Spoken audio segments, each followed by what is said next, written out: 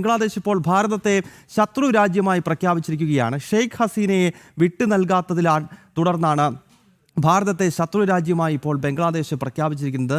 അടുത്ത കാലത്ത് ഷെയ്ഖ് ഹസീനയ്ക്ക് ബംഗ്ലാദേശിലെ കോടതി വധശിക്ഷയും 20 വർഷം തടവും വിധിച്ചിരുന്നു. എന്നാൽ ഷെയ്ഖ് ഹസീനയെ ഒരു കാരണവശാലും ബംഗ്ലാദേശ് പോലെയുള്ള ഒരു ഇസ്ലാമിക തീവ്ര സംഘടനകൾ ഭരിക്കുന്ന രാജ്യത്തേക്ക് വിട്ടുകൊടുക്കില്ല എന്ന നിലപാടിൽ ഭാരതം ഉറച്ചു നിൽക്കുകയാണ്. ഇന്റർനാഷണൽ ഡെസ്കിൽ നിന്നും ഐസൺ ആണ് ഈ വാർത്തയുടെ വിശദാംശങ്ങളുമായി ചേരുന്നത്. ഐസൺ, ഇനി ബംഗ്ലാദേശ് എന്തൊക്കെ പറഞ്ഞാലും ഷെയ്ഖ് ഹസീനയെ ഭാരതം വിട്ടു നൽകില്ല എന്ന നിലപാട് തന്നെയല്ലേ ഇന്ത്യക്കുള്ളത്? തീർച്ചയായും ഗൗതം, ബംഗ്ലാദേശിനെ ഭാരതത്തിൽ കഴിയുന്ന ഷെയ്ഖ് ഹസീനയെ വിട്ടു നൽകില്ല എന്ന ഉറച്ച നിലപാട് അസന്നിഗ്ധമായി തന്നെ വിദേശകാര്യമന്ത്രി എസ് ജയശങ്കർ പ്രഖ്യാപിച്ചിരുന്നു. അവർക്ക് താല്പര്യമുള്ളിടത്തോളം ഭാരതത്തിൽ കഴിയാമെന്ന നിലപാടാണ്. അതായത് തിരിച്ചു പോകണമോ വേണ്ടയോ എന്ന് അവർക്ക് തന്നെ തീരുമാനിക്കാമെന്ന ഒരു നിലപാടാണ് ഭാരതം സ്വീകരിച്ചിരിക്കുന്നത്. അതിൽ നിന്ന് നമുക്ക് കൃത്യമായി വായിച്ചെടുക്കാൻ സാധിക്കുന്നത് ബംഗ്ലാദേശിൻ്റെ നാട് കടത്തി തരണമെന്ന ഒരാവശ്യമൊന്നും അംഗീകരിക്കുന്നില്ല എന്ന് തന്നെയാണ്. പക്ഷേ അതൊരു നയതന്ത്ര തലത്തിൽ അത്തരത്തിലൊരു പ്രായോഗികമായി പ്രായോഗികമായി പ്രഖ്യാപിക്കുന്നു എന്നത് മാത്രമാണ് എസ് ജയശങ്കർ വാക്കുകളിൽ നിന്നും നമുക്ക് അന്ന് മനസ്സിലാവുകയും ചെയ്തത്. തീർച്ചയായും ഇപ്പോഴത്തെ സാഹചര്യത്തിൽ ഭാരതത്തെ ബംഗ്ലാദേശ് ഒരു ശത്രു രാജ്യമായി പ്രഖ്യാപിക്കുന്ന അല്ലെങ്കിൽ ശത്രുതാപരമായ നിലപാടുകൾ സ്വീകരിക്കുന്ന ഒരു നീക്കം യൂനിസിൻ്റെ ഭാഗത്തു നിന്നുണ്ടാകുന്നു എന്നതാണ് ഗൗരവമേറിയൊരു വിഷയമായി നയതന്ത്ര തലത്തിലെ ഒരു പ്രശ്നമായി ഉയർന്നു വന്നിരിക്കുന്നത്.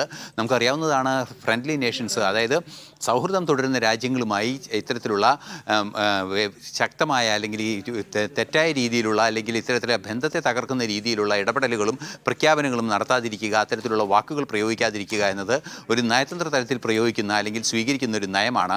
ആ നയത്തിന് വിരുദ്ധമായി ഭാരതത്തിനെതിരെ ശക്തമായ ആരോപണങ്ങൾ ഉന്നയിക്കുന്നതോടുകൂടി ഭാരതത്തെ ഒരു ശത്രുത അല്ലെങ്കിൽ സഹകരണമില്ലാത്തൊരു രാജ്യമായി പ്രഖ്യാപിക്കുന്നതിനുള്ള നീക്കം അല്ലെങ്കിൽ അത്തരത്തിലുള്ളൊരു സ്വഭാവം കൃത്യമായി ബംഗ്ലാദേശ് കാണിക്കുന്നു എന്നാണ് നയതന്ത്ര വിദഗ്ധരെല്ലാം തന്നെ ചൂണ്ടിക്കാണിക്കുകയും ചെയ്യുന്നത്. ഭാരതവുമായുള്ള നയതന്ത്ര ബന്ധം വിച്ഛേദിക്കുന്ന രീതിയിലേക്ക് കാര്യങ്ങൾ പോകുന്ന പശ്ചാത്തലം ഉണ്ടാക്കുന്ന പ്രസ്താവനകൾ ഉണ്ടാകുന്നു എന്നത് തീർച്ചയായും അതിൽ നിന്നും മനസ്സിലാക്കാൻ സാധിക്കുന്നത് നയതന്ത്ര ബന്ധത്തെ തകർക്കാനുള്ളൊരു നീക്കം തന്നെയാണ് ബംഗ്ലാദേശ് നടത്തുന്നതെന്നാണ്. തീർച്ചയായും ആ കാര്യത്തിന് പല മറ്റ് സ്വാധീനങ്ങൾ, അതായത് എക്സ്റ്റേണൽ ഇൻഫ്ലുവൻസസ് ഉണ്ട് എന്ന റിപ്പോർട്ടുകളും പുറത്തു വരുന്നുണ്ട്. ഈ എക്സ്റ്റേണൽ ഇൻഫ്ലുവൻസസ് എന്ന് പറയുന്നത് അല്ലെങ്കിൽ പുറത്തു നിന്നുള്ള സമ്മർദ്ദം എന്ന് പറയുന്നത് പാകിസ്ഥാൻ്റെ ഭാഗത്ത് നിന്ന് തന്നെയാണ് എന്ന സൂചനകളും പുറത്തു വരുന്നുണ്ട്. നിലവിൽ ഈ അടുത്ത സാഹചര്യങ്ങളിലാണ് ഈ അടുത്ത ദിവസങ്ങളിലാണ് ഷെയ്ഖ് ഹസീനയ്ക്കെതിരെ 2 വിധികൾ കോടതിയിൽ നിന്നും വരുന്ന ഒരു സാഹചര്യം ഉണ്ടായത്. ബംഗ്ലാദേശ് ക്രിമിനൽ ട്രിബ്യൂണൽ എന്ന് പറയുന്ന ഇൻ്റർനാഷണൽ ക്രൈംസ് ട്രിബ്യൂണൽ എന്ന് പറയുന്ന കോടതി ഇവർക്ക് ഷെയ്ഖ് ഹസീനയ്ക്ക് വധശിക്ഷ വിധിച്ചിരുന്നു. പിന്നീട് മറ്റൊരു കോടതി 20 വർഷം തടവും വിധിച്ചിരുന്നു. അതൊരു അഴിമതി കേസിലാണ് തടവ് വിധിച്ചത്. അത്തരത്തിലുള്ള പ്രസ്താവനകളെല്ലാം അത്തരത്തിലുള്ള വിധികളെല്ലാം വന്ന സാഹചര്യത്തിൽ